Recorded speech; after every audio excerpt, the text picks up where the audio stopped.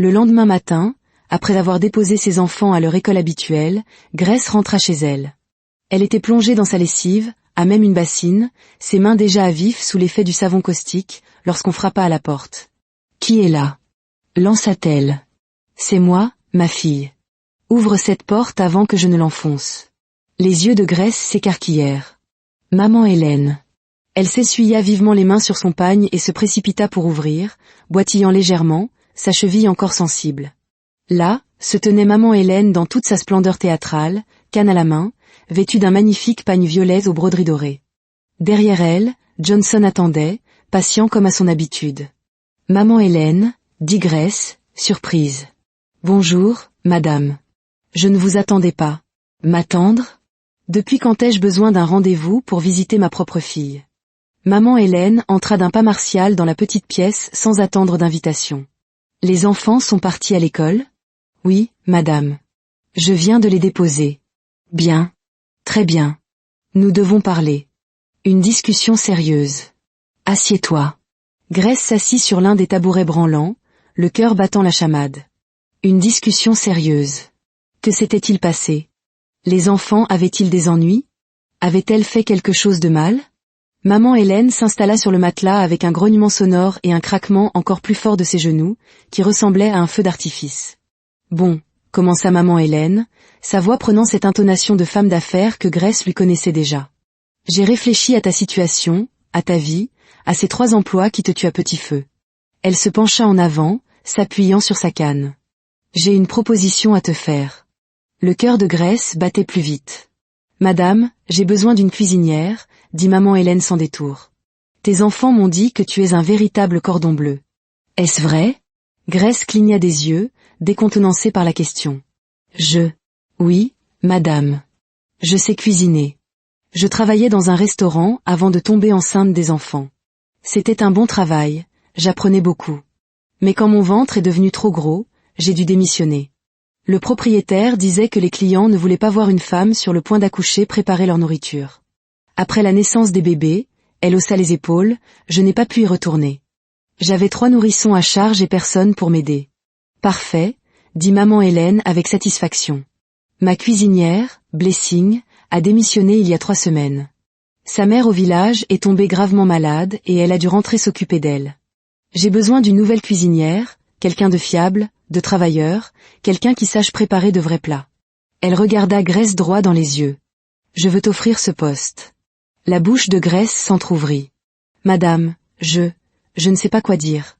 Ne dis rien pour l'instant. Écoute d'abord. Maman Hélène leva la main. Le poste est payé 75 000 Naira par mois. 75 000 ? La voix de Grace n'était qu'un filet. Oui, et le logement est inclus. J'ai des logements pour le personnel à l'arrière de ma propriété. Un appartement de 2 chambres. Toi et tes enfants vivrez là. Loyer gratuit. Grace se sentit prise de vertige. Cela ne pouvait être réel. Les horaires de travail sont raisonnables. Pas comme cette absurdité de cumuler 3 emplois jour et nuit, continua maman Hélène. Tu prépareras le petit déjeuner, le déjeuner et le dîner pour la maisonnée. L'environnement de travail est propre, et la nourriture est également fournie. Tu manges ce que tu cuisines, donc plus de soucis de loyer ou de nourriture. Elle se pencha en avant, son regard sérieux et bienveillant. Pense-y, ma chère. Plus de loyer. Plus de lutte pour nourrir tes enfants. Tu pourras économiser de l'argent et lancer ta propre affaire. Préparer l'avenir de tes enfants. Préparer ton avenir. C'est une véritable opportunité. Les yeux de Grace s'emplirent de larmes. Madame, c'est trop. Vous avez déjà tant fait pour nous. L'hôpital, les médicaments, la nourriture, les vêtements. Quelle sottise racontes-tu ? L'interrompit maman Hélène, sa voix se faisant plus sèche. Qu'est-ce qui est assez ? Que ai-je fait ? Je n'ai même pas commencé. Je n'ai encore rien fait. Mais madame, pas de mais. Écoute-moi attentivement. Je veux que tu réfléchisses très bien à cette offre. Très bien. Avale ta fierté. Pense à ce qui est le mieux pour toi et tes enfants. Ce n'est pas de la charité. C'est un emploi. C'est une opportunité. C'est du bon sens. Maman Hélène se leva avec un nouveau craquement de genoux. Je ne te demande pas de me répondre maintenant. Je veux que tu y penses. Vraiment. Parlant à tes enfants. Pèse ce que cela signifie pour votre famille. Et quand tu auras pris ta décision, tu m'appelleras. Tu as mon numéro. Oui. Oui, madame, murmura Grace. Bien. Réfléchis bien, ma fille. Réfléchis très bien. Après le départ de maman Hélène, après que la luxueuse Mercedes eut quitté la cour et disparu au bout de la rue, Grace resta assise sur son matelas, dans un silence stupéfait. 75 000 Naira, plus que ses 3 emplois réunis. Un logement, gratuit, avec 2 chambres. La nourriture fournie. Fini la faim, fini de voir ses enfants manger de minuscules portions parce qu'il n'y en avait pas assez. Elle regarda autour d'elle la pièce exiguë, la porte cassée, le réchaud à pétrole, le matelas unique, le seau d'eau, les escaliers dangereux dehors, la salle de bain commune toujours sale. Puis elle pensa à ce que maman Hélène offrait, un vrai foyer, la sécurité, la chance de pouvoir enfin économiser de l'argent, de construire un avenir, de donner à ses enfants une vie meilleure. Elle pensa à sa mère au village, de plus en plus malade, alors qu'elle peinait à envoyer de l'argent pour ses médicaments. Elle pensa aux lunettes cassées de Ben, à l'uniforme trop petit de Sam, à Lily pleurant à cause de ses vieilles chaussures. Et elle prit une décision. Ce n'était pas une question de fierté. C'était une question de survie, de donner une chance à ses enfants, d'accepter l'aide quand elle était offerte par quelqu'un avec un cœur sincèrement bon. Mais elle attendrait. Elle en parlerait d'abord aux enfants. Ils méritaient d'avoir leur mot à dire dans cette décision qui allait changer toute leur vie. Ce soir-là, quand les enfants rentrèrent de l'école, Grace était assise sur le matelas, les mains jointes, les attendant. Ils s'arrêtèrent sur le seuil et la regardèrent avec prudence. « Maman, » dit Ben lentement. « Est-ce que tout va bien ? Entrez, mes chéris. Asseyez-vous. J'ai quelque chose de très important à vous dire. » Les triplés échangèrent des regards nerveux et s'assirent sur le matelas à côté de leur mère. « Les enfants, » commença Grace d'une voix ferme. « Grand-mère est venue me voir aujourd'hui. »« Grand-mère est venue ici ?» dirent-ils tous en chœur, les yeux illuminés. « Oui. Et elle m'a offert un travail. »« Un travail ?» Leurs yeux s'écarquillèrent encore plus. « Oui. Elle veut que je sois sa cuisinière. Elle me paiera 75 000 Naira par mois. »« 75 000 ?» Halta Sam, remontant ses lunettes sous le choc. « C'est plus que tous tes emplois réunis. »« Beaucoup plus, » confirma Grace. « Et ce n'est même pas le meilleur. Elle nous offre un logement dans sa propriété, dans les quartiers du personnel. Un véritable appartement de 2 chambres avec une cuisine et une salle de bain avec l'eau courante. » Les enfants la dévisageaient comme si elle s'était mise à parler une langue étrangère. Grace continua, sa propre voix devenant émue, « Il y a une bonne école tout près, dans le quartier. Vous irez dans une meilleure école, avec de meilleurs professeurs et de meilleures installations. » Un silence complet s'installa. Puis Lily hurla, « On va déménager chez grand-mère. On va vivre là-bas. Si j'accepte le travail, oui. Dans la grande propriété avec les fleurs et la fontaine ? Oui. Et on aura 2 chambres ? 2 ? Oui. C'est ce qu'elle a dit. » Les 3 enfants se mirent à sauter, crier et pleurer en même temps. « Maman, tu as dit oui ? » cria Ben en lui saisissant les mains. « S'il te plaît, dis-moi que tu as dit oui. Je lui ai dit que j'allais y réfléchir. C'est pour ça que je vous en parle maintenant. » « Y réfléchir ?» crièrent-ils tous les 3, horrifiés. « Maman, à quoi y a-t-il à réfléchir ? Eh bien, je voulais savoir ce que vous en pensiez. C'est un grand changement. Nous allons quitter cet endroit, votre école, tout ce qui nous est familier. »« Maman, » l'interrompit Lily, sa voix devenant très sérieuse pour une enfant de 7 ans. « Cet endroit a des rats, de gros rats. J'en ai vu un la semaine dernière qui était de la taille d'un chat. Notre école a des trous dans le toit. Quand il pleut, l'eau rentre et on doit bouger nos pupitres. Notre maître était saoul la semaine dernière. Saoul. Il s'est endormi en classe. À quoi y a-t-il à réfléchir ? » Ben hocha vigoureusement la tête. « Maman, écoute-moi. Écoute attentivement. Cette maison, la maison de grand-mère, a 12 salles de bain. »« 12 salles de bain ?» répéta Grace, confuse. « Comment sais-tu ça ? » ?»« On a compté, » dit Sam avec empressement. « Quand on était là-bas en train de manger après que grand-mère nous a sauvés, on a exploré. On les a vus. 12. Tu sais ce que ça veut dire ? On n'aura plus jamais à attendre pour aller aux toilettes. On pourra faire pipi quand on voudra. Et la propriété est si grande, » ajouta Lily, écartant les bras. « On pourra y jouer. Vraiment jouer, pas comme ici où on doit se faufiler entre les immeubles et éviter le caniveau. Et grand-mère a dit que l'école a une piscine. » Les yeux de Sam brillaient. « Une piscine, des cours de tennis et une bibliothèque, une pièce entière juste pour les livres. Tu imagines? Ben se tourna vers sa mère, son expression soudainement très sérieuse, d'une maturité dépassant ses 7 ans. Maman, ça fait 3 ans qu'on vit dans cette pièce. On dort sur un seul matelas, tous les 4. On va chercher l'eau à un robinet dehors. On utilise une salle de bain que 10 autres familles utilisent. Tu as 3 emplois et tu as encore faim. On te voit pleurer la nuit quand tu penses qu'on dort. Sa voix se brisa légèrement. Si grand-mère nous offre une vie meilleure, pourquoi dirions-nous non? Est-ce par fierté? Parce que la fierté ne remplit pas les estomacs, maman. La fierté ne répare pas les lunettes cassées ou n'achète pas de nouveaux uniformes. La fierté ne te rend pas moins fatigué. Grace sentit les larmes couler sur son visage. Quand son fils de 7 ans était-il devenu si sage? Alors, vous voulez que j'accepte le travail?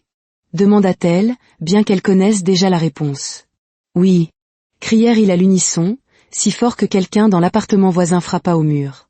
Moins de bruit par là, cria une voix d'homme. Certains d'entre nous essaient de dormir. On déménage de toute façon, répliqua Lily sans crainte. Alors vous pourrez dormir tout votre saoul quand on sera parti, vieux grincheux. Lily. Grace essaya de paraître sévère, mais elle riait et pleurait en même temps. C'est vrai, insista Lily. Il se plaint tout le temps. Arrêtez de courir. Arrêtez de rire. Arrêtez de respirer trop fort. Bon débarras. Grace serra ses 3 enfants dans ses bras. D'accord. D'accord, mes chéris. J'appellerai grand-mère demain et je lui dirai oui, nous acceptons le travail. Nous déménageons pour un meilleur endroit. Nous commençons une nouvelle vie. Les enfants la serrèrent si fort qu'elle pouvait à peine respirer. Merci, maman, murmura Ben. Merci de travailler si dur pour nous, ajouta Sam. Merci de n'avoir jamais abandonné, conclut Lily. Et Grace pleura de plus belle.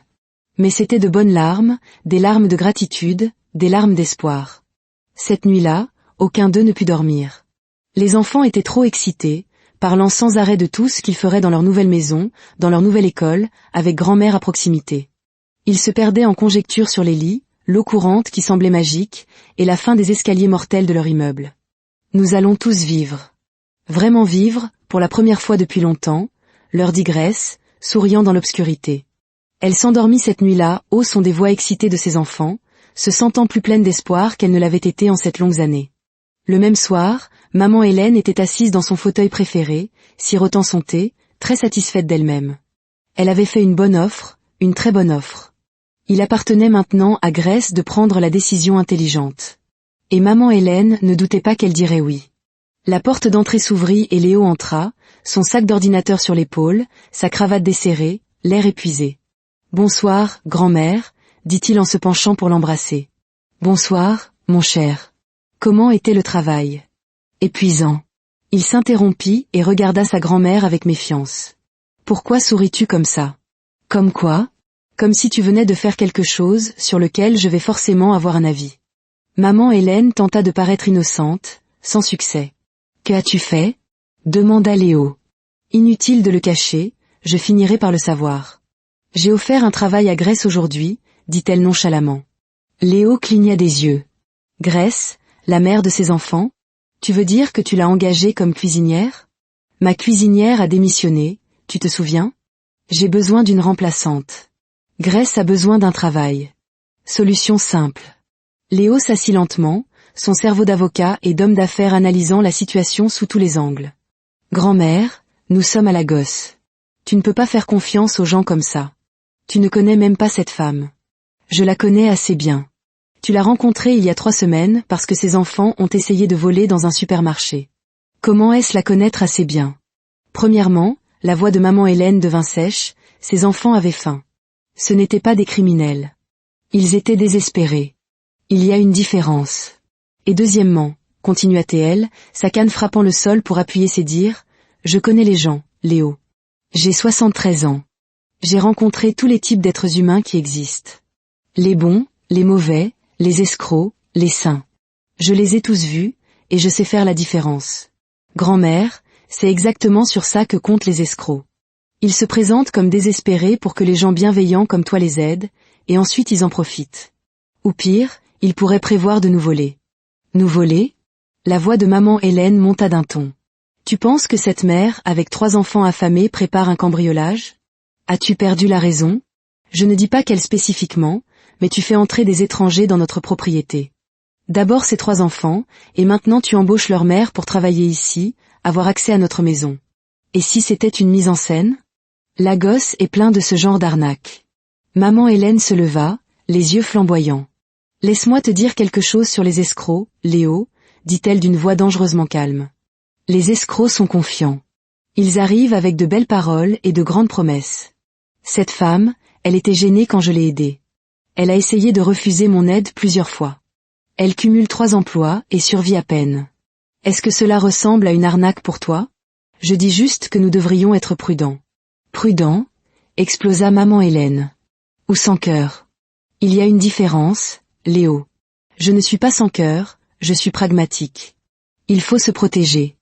Me protéger de quoi? D'aider les gens? De faire preuve de compassion? D'être abusé? Et si je suis abusé? Rétorqua maman Hélène.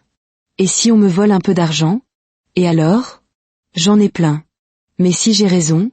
Si ce sont des gens vraiment bien qui ont besoin d'aide et que je les ai renvoyés parce que j'avais trop peur de faire confiance? Comment pourrais-je vivre avec ça? Léo resta sans voix. Tu as tout, Léo, continua maman Hélène, sa voix plus douce mais toujours ferme. Et tu ne peux pas accorder un peu de confiance et de compassion à quelqu'un qui n'a rien. Ce n'est pas juste, grand-mère. La vie n'est pas juste. Si la vie était juste, cette femme ne souffrirait pas. C'est précisément pour cela que nous devons être justes. Nous devons aider. Nous devons prendre des risques pour les gens. Elle le tapota sur la poitrine. D'ailleurs, je lui ai déjà offert le travail. Elle va m'appeler demain pour confirmer. Ensuite, j'enverrai Johnson l'aider à déménager. Ils seront dans les quartiers du personnel d'ici demain soir. Fin de la discussion. Affaire classée. Point final. Absolu. Léo soupira profondément, reconnaissant ces mots. La décision était prise, gravée dans le marbre. D'accord, grand-mère, mais promets-moi d'être prudente. Surveille-les un peu. L'expression de maman Hélène s'adoucit. Je suis toujours prudente, mon cher. Mais je ne laisserai pas la peur m'empêcher d'aider ceux qui en ont vraiment besoin. Tu as un bon cœur, mais parfois tu réfléchis trop avec ta tête et pas assez avec ton cœur. Elle l'embrassa sur le front. Maintenant, va te laver pour le dîner. Chidinma a fait du riz aujourd'hui. C'est probablement infect. Dieu merci, j'aurai bientôt une vraie cuisinière. Tandis que Léo montait, maman Hélène reprit son thé et sourit. Tout se mettait en place magnifiquement. Elle ignorait absolument que sa nouvelle cuisinière était l'ex-petite amie de son petit-fils de l'université. Elle ignorait que ces 3 enfants qu'elle avait revendiqués comme ses petits-enfants étaient en fait ses vrais arrière-petits-enfants. Elle ignorait que dans quelques jours à peine, sa nouvelle cuisinière entrerait dans la cuisine et se retrouverait face à l'homme qui l'avait abandonnée 7 ans plus tôt. Pour l'instant, elle sirotait simplement son thé, satisfaite de ses excellentes décisions. L'univers, cependant, avait des plans bien différents. Le lendemain matin, Grace se réveilla avant l'aube, trop nerveuse et excitée pour dormir. Aujourd'hui, sa vie allait changer. Elle composa le numéro de maman Hélène, les mains tremblantes. « Allô ?» La voix de maman Hélène tonna au téléphone. « C'est toi, ma fille ?»« Oui, madame. »« Bonjour. J'ai réfléchi. J'ai parlé aux enfants et je souhaite accepter le travail, si l'offre tient toujours. » Il y eut un cri de joie à l'autre bout du fil. « Excellent. Merveilleux. Je savais que tu ferais le bon choix. Merci, madame, pour cette opportunité. Arrête de me remercier et commence à faire tes valises. J'envoie Johnson te chercher aujourd'hui. Maintenant. Il sera là dans 1 heure. Aujourd'hui? Mais, madame, je dois donner mon préavis. Un préavis à ce propriétaire inutile? Oublie-le. Quant à tes emplois, appelle-les et dis-leur que tu ne reviens pas. Johnson sera là dans 1 heure. Ne t'inquiète pas pour les meubles, le logement est déjà meublé. Prends juste tes vêtements et tes affaires personnelles. La ligne se coupa. Grace regarda son téléphone, puis la petite pièce. 1 heure. Elle avait 1 heure pour empaqueter 3 ans de leur vie. L'heure qui suivit fut une folie douce. Les enfants, réveillés en sursaut, se mirent à emballer leurs quelques affaires dans une tornade d'enthousiasme. Tout ce qu'ils possédaient tenait dans 4 vieux sacs et 2 boîtes en carton. Le matelas, le réchaud, les tabourets, tout le reste fut laissé derrière. Le propriétaire peut les garder, marmonna Grace. Nous quittons cet endroit pour ne plus jamais y revenir. Exactement 1 heure plus tard, Johnson était là. Bonjour, Madame Grace. Bonjour les enfants. Prêts pour votre nouvelle maison? Oui, répondirent les triplés en chœur. En voyant le peu de bagages, Johnson sentit la gêne de Grace et dit avec un sourire chaleureux, « Parfois, voyager léger est une bonne chose. Cela signifie qu'on est prêt pour un nouveau départ. » Il chargea tout dans la Mercedes. Alors que la voiture s'éloignait en douceur de la cour surpeuplée, les enfants collèrent leurs visages aux vitres, faisant leurs adieux à leur ancienne vie. « Au revoir, horrible cour » murmura Lily. « Au revoir, escaliers cassés qui ont essayé de nous tuer. Au revoir, école terrible » ajouta Sam. « Au revoir, maître Soul. Au revoir, les rats de la taille d'un chat » conclut Ben. Grace ferma les yeux, sentant des larmes de soulagement et d'espoir couler sur ses joues. Ils rentraient à la maison, leur nouvelle maison, avec sécurité et la chance d'une vie meilleure. Le trajet dura une 30aine de minutes. Enfin, Johnson tourna dans la rue de Maman Hélène, une large avenue propre bordée d'arbres. Le portail noir massif s'ouvrit et la voiture entra dans la propriété. Et là, debout devant la maison principale, avec sa canne et le plus grand sourire sur son visage, se tenait Maman Hélène. « Mes enfants !» cria-t-elle, les bras grands ouverts. « Vous êtes là. Vous êtes enfin là. Bienvenue à la maison. » Avant même que la voiture ne soit complètement arrêtée, les enfants se précipitèrent pour l'étreindre. Grace sortit plus lentement, comme dans un rêve. Maman Hélène se tourna vers elle. « Viens ici, ma fille. Bienvenue à la maison. » Grace s'effondra dans ses bras, pleurant toutes les années de lutte et de peur. Maman Hélène les conduisit ensuite à leur nouveau logement, un petit bâtiment séparé de la maison principale. « Voici votre nouvelle maison. » Ils entrèrent et les enfants eurent le souffle coupé. Comparé à ce qu'ils avaient connu, c'était un palais. Un petit salon avec un canapé et une télévision.